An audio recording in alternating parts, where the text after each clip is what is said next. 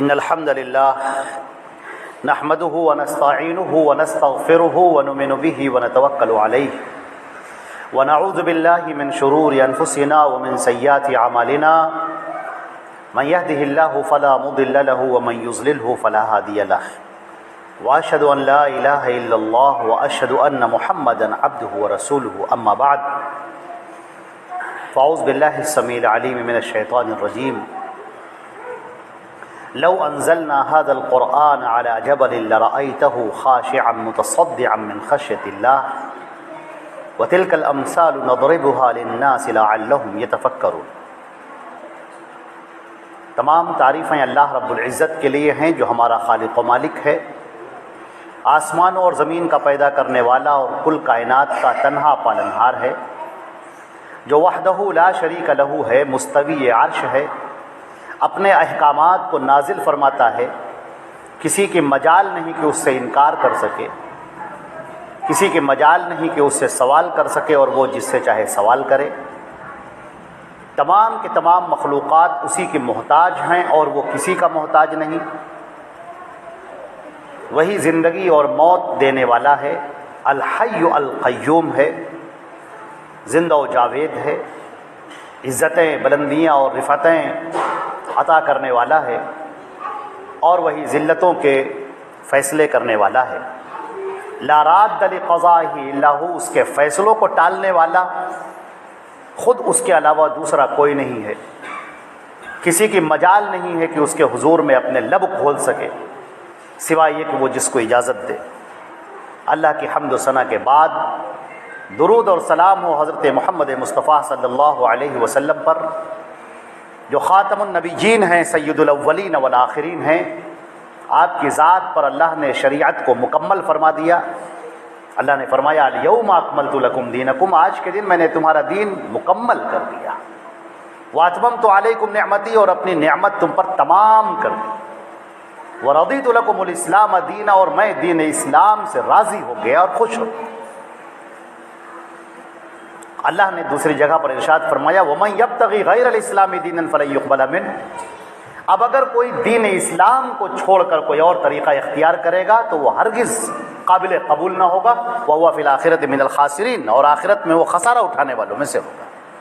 اللہ کی رحمتیں ہوں، برکتیں ہوں تمام صحابہ کرام پر، صحابیات پر، تمام محدثین پر، محدثات پر، کل مومنین، موحدین و موحدات پر۔ حضرات گرامی، آپ کے سامنے میں نے قرآن پاک کی سورہ حشر کی آیت تلاوت کی ہے۔ اللہ تعالیٰ نے ارشاد فرمایا لو انزلنا هذا القرآن على جبل، اگر ہم اس قرآن پاک کو کسی پہاڑ پر نازل کرتے، لرأیتہ خاشعا متصدعا من خشیۃ اللہ، تو تم دیکھتے کہ اللہ کے خوف کی وجہ سے وہ لرز اٹھا ہے، کانپ گیا ہے، تھرتھرا گیا ہے۔ خاشعا ڈرا ہوا، متصدعا ٹوٹ پڑنا، پارا پارا ہو جانا اللہ کے خوف کی وجہ سے۔ وَتِلْكَ الْأَمْثَالُ نَضْرِبُهَا لِلنَّاسِ، یہ مثالیں ہیں جو ہم لوگوں کے لیے بیان کر رہے ہیں، لَعَلَّهُمْ يَتَفَكَّرُونَ، تاکہ وہ اس پر غور کریں اور فکر کریں۔ حضرات گرامی، اللہ رب العزت نے ہمارے سامنے جو کتاب اتاری ہے، جو اپنا کلام اتارا ہے، وہ بے نظیر ہے، بے مثال ہے، معجزہ ہے۔ وہ اللہ رب العزت کا رہتی قیامت تک کے لیے اللہ نے اس کو معجزہ بنا دیا ہے۔ علوم اور فنون کا وہ سمندر ہے جس کی کوئی تہ نہیں ہے، جس کی کوئی انتہا نہیں ہے۔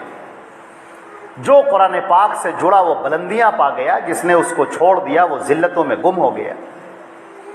علم و حکمت کا دریا ہے۔ اللہ کا یہ آخری پیغام ہے اپنے بندوں کے نام، یہ آخری وحی ہے اپنے بندوں کے نام، یہ راہ ہدایت ہے، راہ نجات ہے۔ اور اس قرآن پاک کی، اس کلام ربانی کی تشریح کرنے کے لیے، تفسیر کرنے کے لیے اللہ نے اپنے آخری نبی کو بھی منتخب فرمایا۔ نہ صرف یہ کہ ان پر کلام نازل کیا بلکہ تشریح بھی ان کے ذمے سپرد کی، اور یہ نبی کا کام بتایا کہ اے نبی، تمہارے یہ جو کام ہیں، جو نبوت کے فرائض ہیں، جو نبوت کا کام ہے اس میں ہے اس قرآن پاک کو، اللہ کے اس اترتے ہوئے پیغام کو لوگوں تک پہنچانا، پڑھ کر سنانا اور پھر اس کی تشریح کرنا، اس کو سمجھانا، یہ تمہارے کاموں میں شامل ہے۔ وَلَقَدْ مَنَّ اللَّهُ عَلَى الْمُؤْمِنِينَ إِذْ بَعَثَ فِيهِمْ رَسُولًا مِّنْهُمْ يَتْلُو عَلَيْهِمْ آيَاتِهِ وَيُزَكِّيهِمْ وَيُعَلِّمُهُمُ الْكِتَابَ وَالْحِكْمَةَ، تو وَيُعَلِّمُهُمُ الْكِتَابَ، وہ کتاب کی تعلیم دیتا ہے، کتاب کو سمجھاتا ہے، والحکمہ، اور مزید باتیں بیان کرتا ہے، وہ باتیں جو قرآن پاک میں نہیں ہیں لیکن شریعت ہیں، شریعت کا حصہ ہیں، جو زبان نبوت سے بیان کی جا رہی ہیں۔ تو وہ قرآن پاک کو پہلے تو اللہ کے اس پیغام کو پڑھ کے سنا رہا ہے تم کو، اس میں کوئی کمی بیشی نہیں ہے، ذرہ برابر کوئی فرق نہیں ہے، اللہ نے جو کلام اتارا اس کلام کو پیش کر دیا، پھر اس کلام کی تشریح کرنا اور تشریح کرتے وقت دین کے اور بھی مزید احکامات تمہارے سامنے پیش کرنا، یہ نبی کا کام ہے۔ لہٰذا اب اگر آپ چاہیں کہ دین کیا ہے تو دین اللہ کا اتارا ہوا قرآن ہے اور نبی کا بیان کیا ہوا فرمان ہے۔ یہ قرآن اور احادیث ہے، احادیث صحیحہ، صحیح احادیث، یہ دین ہے اور یہ دین اسلام ہے، اور یہ دائرہ ہے، یہ دین اسلام ہے۔ اس دین اسلام کے علاوہ اب اگر کوئی اور طریقہ اور دین اختیار کرے گا تو اسے وہ قابل قبول نہ ہوگا، وَهُوَ فِي الْآخِرَةِ مِنَ الْخَاسِرِينَ، اور آخرت میں وہ خسارہ اٹھانے والے میں سے ہوگا، وہ نقصان اٹھانے والوں میں سے ہوگا۔ عزیزان گرامی، آپ بہت اچھی طرح سے جانتے ہیں کہ جیسے کوئی آدمی کسی بزنس میں اپنا پیسہ لگاتا ہے تو اس پیسہ لگانے سے پہلے 50 بار سوچ لیتا ہے، جو اس کے ماہرین ہوتے ہیں، جو اس کے ایکسپرٹ ہوتے ہیں، ان سے وہ معلوم کر لیتا ہے کہ اگر ہم یہاں پر پیسہ لگائیں، اس کھیتی میں ہم فلاں چیز کی کھیتی کریں تو کہیں ایسا تو نہیں کہ ہمارا پیسہ ضائع ہو جائے گا، بتاتے ہیں۔ اور اگر آدمی وہ پیسہ اپنا لگا دے، کل جمع پونجی لگا دے، اور اس لگانے کے بعد اس کا نقصان ہو جائے، اس کا کیپٹل راس المال بھی ڈوب جائے، نفع کی تو بات جانے دیجیے، جو پیسہ لگایا تھا وہ بھی ڈوب گیا، تو وہ اپنا سر اپنے ہاتھ پہ رکھ لیتا ہے، اپنا ہاتھ اپنے سر پہ رکھتا ہے، افسوس کرتا ہے، دکھ کا اظہار کرتا ہے، غمزدہ ہو جاتا ہے، دل شکستہ ہو، مگر اب کیا ہو سکتا ہے؟ اب تو پیسہ ڈوب گیا نا، اب تو ڈوب چکا ہے پیسہ، اب وہ کیا کر سکتا ہے؟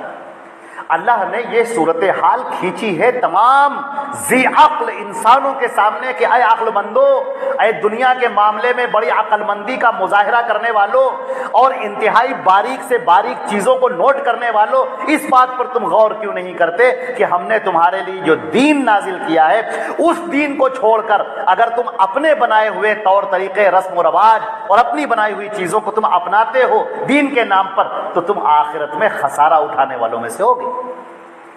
یوم یعض الظالم علی یدیہ ویقول یا لیتنی اتخذت مع الرسول سبیلا، جس روز ظالم اپنے ہاتھوں کو چبائے گا اور کہے گا کاش کہ میں نے رسول کا طریقہ اختیار کیا ہوتا، یا لیتنی لم اتخذ فلانا خلیلا، کاش کہ میں نے فلاں کو اپنا دوست نہ بنایا ہوتا، اس نے مجھے بہکا دیا۔ کل قیامت کے دن وہ کہے گا یا لیتہا کانت القاضیہ، کاش کہ یہ فیصلے کا دن ہی نہ ہوتا، کاش کہ ہمارے یہ نامہ اعمال تولے ہی نہ جاتے، کاش کہ کوئی ایسا دن ہی نہ ہوتا۔ وہ بار ما اغنا عنی مالیہ ہلک عنی سلطانیہ، میرے مال نے مجھے کوئی فائدہ نہیں پہنچایا، میری اکڑفوں نے، سطوت اور دولت اور حکومت نے میرا کوئی فائدہ نہ پہنچایا، یہ ساری چیزیں دنیا کی تھی سب ختم ہو گئی، یہاں تو ہم خالی ہاتھ کھڑے ہوتے۔ اس خسارے سے بچنے کے لیے اپنے آپ کو دین اسلام کے تابع بنانا ضروری ہے۔ قرآن پاک کے جو حقوق ہیں بندوں پر، تمام لوگوں پر حقوق، قرآن پاک کا جو حق ہے، سب سے پہلا حق یہ ہے کہ قرآن پاک پر آپ ایمان لائیں کہ یہ اللہ کی کتاب ہے۔ یہ آپ یہ نہ کہیں کہ کچھ حصہ اس کا چھپا لیا گیا ہے، وہ آخر میں ظاہر ہوگا، یہ ساری باتیں نہیں۔ قرآن پاک جیسا اللہ کے رسول پر نازل ہوا تھا، انہی الفاظ، انہی کلمات کے ساتھ، اسی طرز ادا کے ساتھ آج ہمارے پاس موجود ہے، زبر زیر پیش کے ساتھ آج ہمارے پاس یہ قرآن پاک بے عین ہی اسی طرح سے موجود ہے جس طرح اللہ کے رسول صلی اللہ علیہ وسلم پر نازل ہوا تھا، اس میں کوئی کمی بیشی نہیں ہے۔ اللہ نے فرمایا یا ایھا الرسول بلغ ما انزل الیک، اے رسول جو تمہارے اوپر نازل کیا جا رہا ہے اس کو پہنچا دو، فَإِن لَّمْ تَفْعَلُ، اور اگر تم نے ایسا نہ کیا، اس میں سے کچھ بھی چھپا لیا، فَمَا بَلَّغْتَ رِسَالَتَهُ، تو پھر تم نے اپنی رسالت کا حق نہ ادا کیا۔ چنانچہ حق کے رسالت ادا کر دیا۔ اللہ کے رسول صلی اللہ علیہ وسلم نے اس پورے قرآن پاک کو ہم تک پہنچا دیا۔ کوئی یہ نہ کہے کہ اس میں فلاں سورۃ الولایہ چھپا لی گئی ہے، فلاں سورہ چھپا لی گئی ہے، یہ سب ساری باتیں یہ فضول باتیں ہیں۔ اللہ کے رسول صلی اللہ علیہ وسلم پر جو قرآن پاک نازل ہوا تھا وہی قرآن پاک آج ہمارے سامنے موجود ہے۔ صدیاں گزر جائیں گی، زمانے گزر جائیں گے، قیامت آ جائے گی، لیکن اس کے اندر کوئی فرق نہ آئے گا، کوئی تبدیلی اس کے اندر نہ آئے گی۔ اللہ کی کتاب یہ ایک معجزہ ہے۔ 1400 سال پہلے جو باتیں کہی گئی تھیں، آج زمانہ اس کی شہادت دے رہا ہے۔ اس کی کوئی بات میں کنٹراڈکٹری نہیں ہے، کوئی آپس میں تضاد نہیں ہے، کوئی ایک دوسرے سے ٹکراتی ہوئی باتیں نہیں ہیں۔ سائنس کی وہ باتیں جو انسان سوچ نہیں سکتا تھا، انسان کے تصور میں نہیں آ سکتا تھا، وہ ساری باتیں قرآن پاک کے اندر اللہ رب العزت نے بیان فرما دی۔ یہ ایک الگ ٹاپک ہے۔ تو پہلی بات ہے، آپ قرآن پاک کے اوپر ایمان لائیں، اس کو اپنے جز ایمان کا جز بنائیں، اس کو حصہ بنائیں، اور دوسری بات یہ ہے کہ اس کی تلاوت کریں۔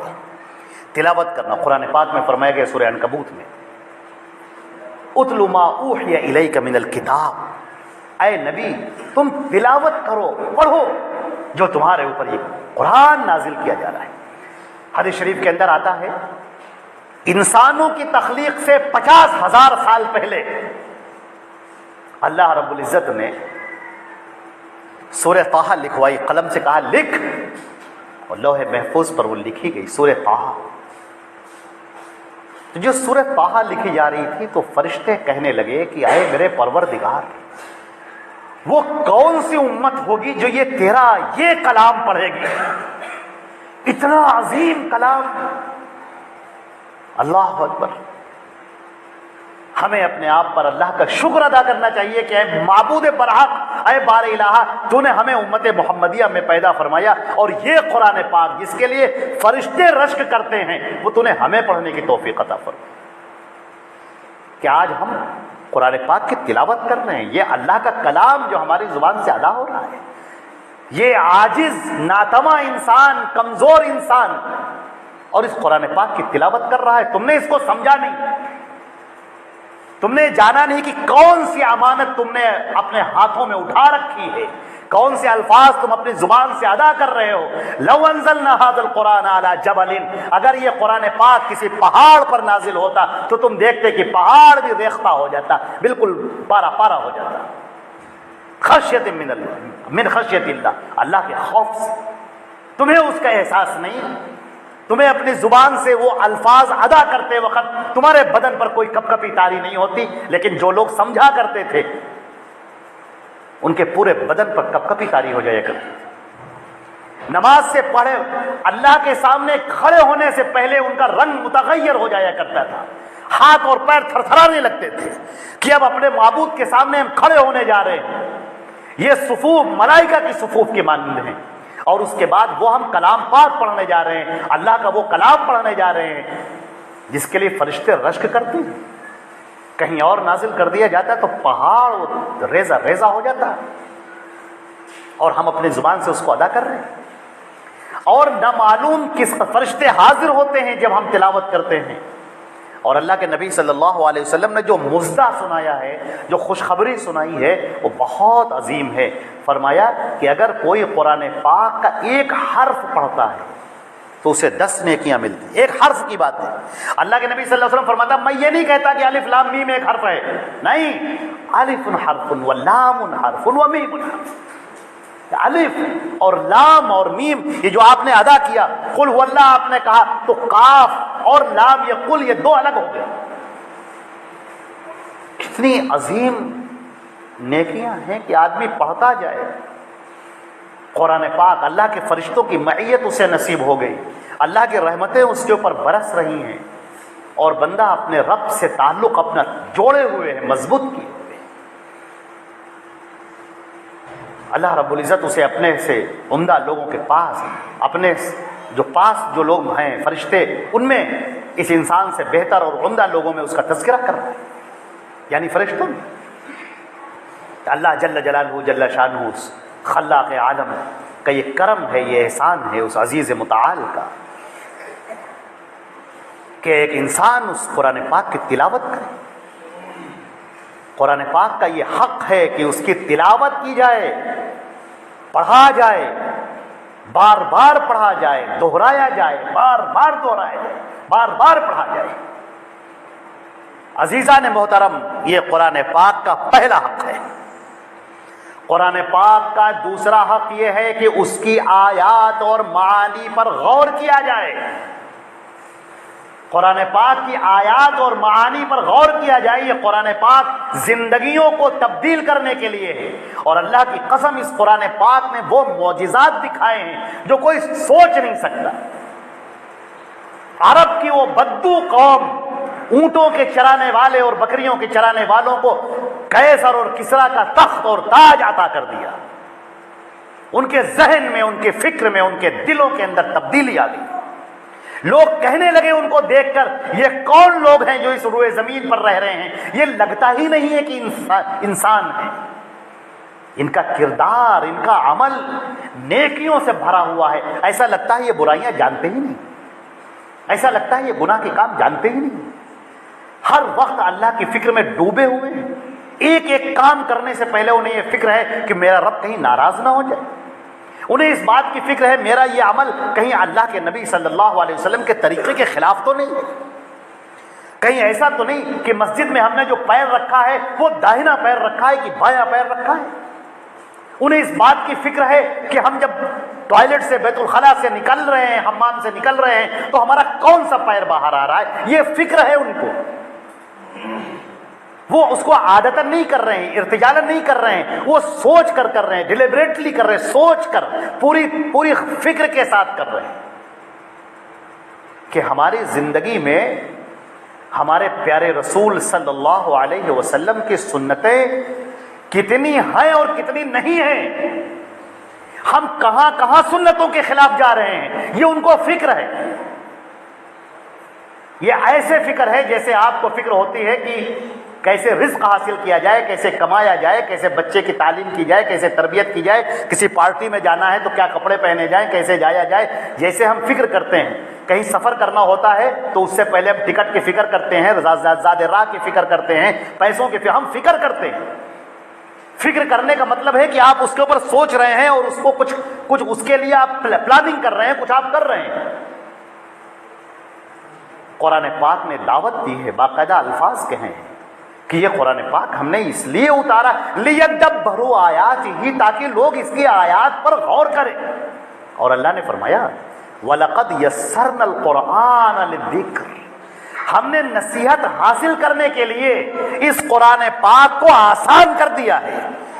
اللہ کی قسم، اس کتاب کا معجزہ یہ ہے، اس کتاب کا معجزہ یہ ہے کہ آپ اس کتاب کی آیات کو پڑھیے کسی عام آدمی کے سامنے جو بالکل پڑھا لکھا نہیں ہے، نہ آشنائے کتابت ہے، کچھ نہیں جانتا. وہ کھیتوں میں کام کرنے والا، دکانوں پہ کام کرنے والا، کمپنیوں میں کام کرنے والا کوئی مزدور ہے، اس نے پڑھا لکھا بالکل نہیں. آپ قرآن پاک کی آیتیں اس کے سامنے پڑھ کے آپ ترجمہ اس کے سامنے پیش کرتے چلے جائیے، اس کے دل کی دنیا بدلتی چلی جائے گی.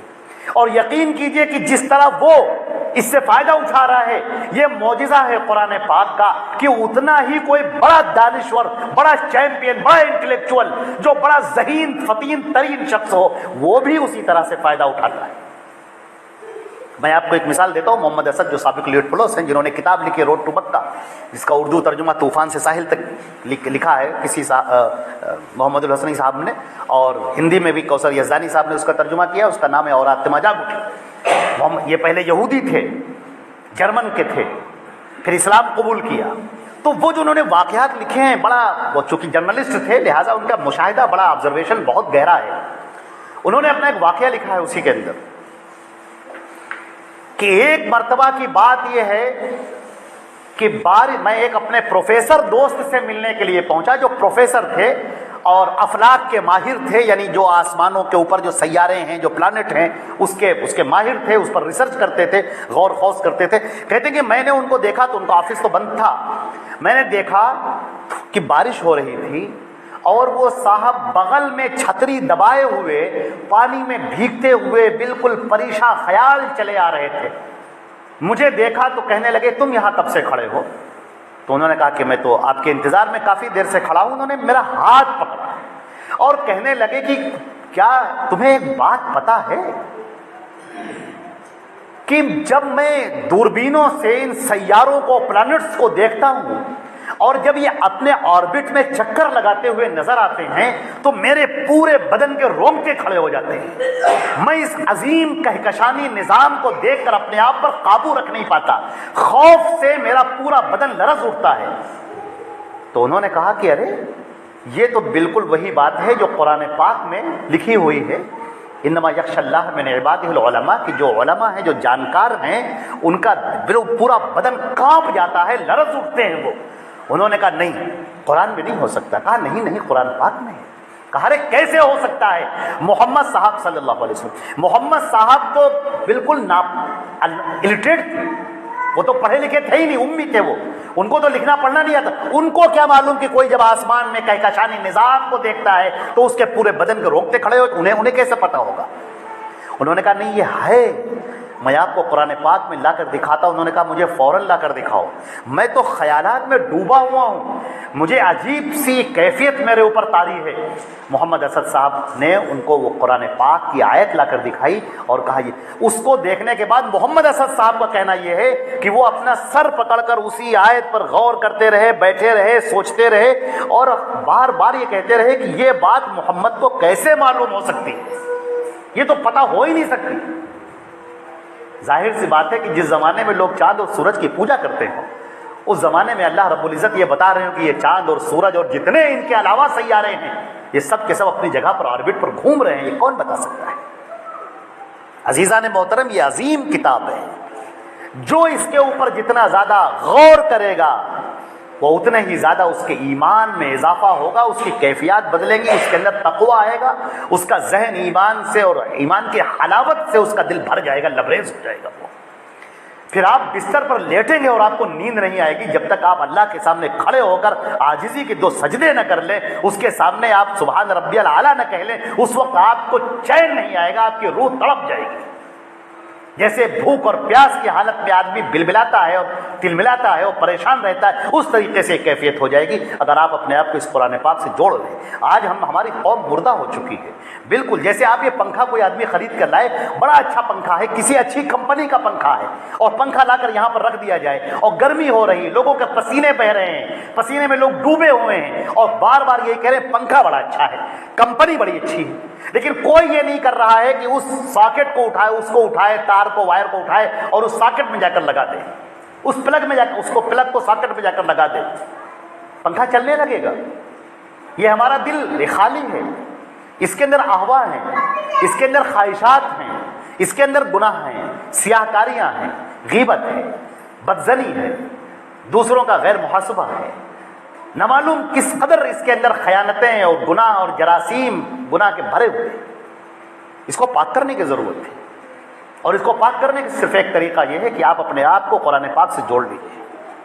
جیسے ہی آپ قرآن پاک سے جوڑیں گے، بالکل آپ آٹومیٹکلی بالکل جو ہے آپ جڑ جائیں گے شریعت سے، دین سے، اپنے نبی سے، قرآن پاک سے، اس کی حدیثوں سے آپ جڑتے ہوئے چلے جائیں۔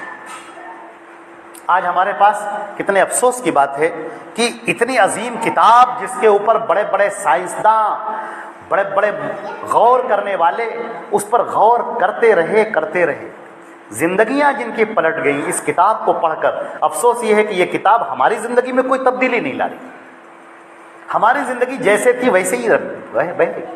یہ بالکل ایسا ہی ہو رہا ہے جیسے آسمان سے بارش ہو رہی ہو اور کوئی گھڑا الٹا رکھا ہوا ہو۔ جو ظاہر سی بات ہے، الٹا رکھا ہوا گھڑا ہوگا تو سارا پانی گرے گا تو، لیکن بہہ جائے گا، رکے گا نہیں۔ آپ گھڑا سیدھا کر دیے، سب صحیح ہو جائے گا۔ ہمارا تعلق جو قرآن پاک سے ہونا چاہیے وہ ہے نہیں۔ قرآن پاک سے جیسا تعلق ہونا چاہیے، جیسی مضبوطی ہونی چاہیے، جیسی آیات پر غور فکر ہونا چاہیے، وہ ہے نہیں۔ قرآن پاک کا پہلا حق اس کی تلاوت کرنا ہے، دوسرا حق اس کی آیات پر غور و فکر کرنا ہے، اس کے ترجمے کو سمجھنا ہے اور اس کی تفسیر کو پڑھنا ہے، جو معتبر اور مستند علماء کرام نے تحریر کیا ہے، جو قرآن اور حدیث اور سلف صالح کے فہم کی روشنی میں ہے، اس کو سمجھنا۔ تفسیر حسن البیان بہت اچھی ہے، تیسیر القرآن بہت اچھی ہے، اور بھی اس طرح کی بہت ساری تفاسیر ہیں جو علماء سلف نے لکھی ہیں، ہمارے اہل حدیث علماء نے لکھی ہیں، آپ ان کو پڑھیے۔ اللہ تعالیٰ اس سے آپ کے رابطے کو اور ہمارے رابطے کو مضبوط فرمائے۔ قرآن پاک کا ایک تیسرا حق ہے، وہ ہے عمل کرنا۔ عزیزان محترم، یہ جو عمل کرنے کا لفظ ہے، آپ پورا قرآن پاک پڑھ جائیے، آپ کو ہر جگہ ملے گا الذین آمنوا وعملوا الصالحات، جو لوگ ایمان لائے اور نیک کام کیے۔ آدمی کسی اسکول میں داخلہ کیوں لیتا ہے؟ تاکہ وہ پڑھائی حاصل کرے۔ آدمی کسی اسپتال میں کیوں جاتا ہے؟ کیوں فارم اپنا بھرتا ہے؟ کیوں ایڈمٹ ہو جاتا ہے؟ تاکہ اپنا علاج کرائے۔ اسلام میں آدمی کیوں داخل ہوا؟ آدمی اللہ اور اس کے رسول پر ایمان کیوں لایا؟ تاکہ وہ عمل کرے، اس کی زندگی تبدیل ہو جائے، اس کی زندگی میں اور ایک کافر اور مشرک کی زندگی میں نمایاں فرق نظر آئے۔ یہ مومن ہے اور یہ کافر ہے، اور دونوں کی زندگی میں آسمان و زمین کا فرق ہے۔ ایک دوسرے کا خون چوس لینا جانتا ہے، اور دوسرا اپنی خواہشات کو روک کر دوسروں کے لیے اپنی قربانیاں پیش کرنا جانتا ہے۔ ایک وہ شخص ہے جو کبھی رشوت نہیں لیتا، کبھی دھوکہ نہیں دیتا، کبھی کسی کے ساتھ خیانت نہیں کرتا۔ ایک وہ شخص ہے جو اللہ کی بارگاہ میں جھکا ہوا ہے، اور ایک وہ شخص ہے جو بالکل مردم بیزار ہے اور انسانوں کے اوپر وہ ظالم ہے۔ دونوں کی زندگیوں میں فرق ہے، قول اور عمل میں فرق ہے، زبان سے جو الفاظ نکلتے اس میں فرق ہے۔ ایک کافر اور مشرک کی زندگی میں اپنی زبان سے غیبت بھی نکل رہی ہے، جھوٹ بھی نکل رہا ہے، گالیاں بھی نکل رہی ہیں، اور جو مومن ہے وہ ہر وقت بالکل ایسے ہی ہے جیسے پر زور گھوڑے کی پیٹھ پر وہ بیٹھا ہے اور لگام اس کے ہاتھ میں ہے۔ گھوڑا جیسے ہی تیز رفتاری کے ساتھ دوڑنا چاہتا ہے، وہ لگام کو کھینچ لیتا ہے اور کہتا ہے نہیں، ٹھہر جا۔ یہ ہمارا نفس ایک گھوڑے کی مانند ہے جو گناہوں کی طرف بھاگنا چاہتا ہے، اور بندہ مومن اس کو روک لیتا ہے کہ نہیں، تجھے گناہوں کی طرف نہیں جانا ہے۔ وہ اپنے آپ پر قابو رکھتا ہے، وہ اپنے دل پر اپنا پیر رکھتا ہے اور اس کو دباتا ہے، خواہشات کو دباتا ہے، اور وہ سوچتا ہے اللہ اس سے ناراض ہو جائے گا، یہ کام میرا شریعت کے خلاف ہو جائے گا، مجھے یہ کام نہیں کرنا ہے۔ وہ اس کی زبان پر گالی آتے آتے رک جاتی ہے، دوسرے نے اس کو تکلیفیں دی ہیں اور وہ برا کہنا چاہتا ہے لیکن ٹھہر جاتا ہے اور کہتا ہے نہیں، اللہ کے رسول صلی اللہ علیہ وسلم نے منع کیا ہے، ہمیں گالی نہیں دینی۔ وہ جھوٹ بولنا چاہتا ہے، دکان سے اپنا سامان بیچنا چاہتا ہے، لیکن رک جاتا ہے، وہ ٹھہر جاتا ہے کہ نہیں، اللہ نے ہمیں جھوٹ بولنے سے منع کیا ہے۔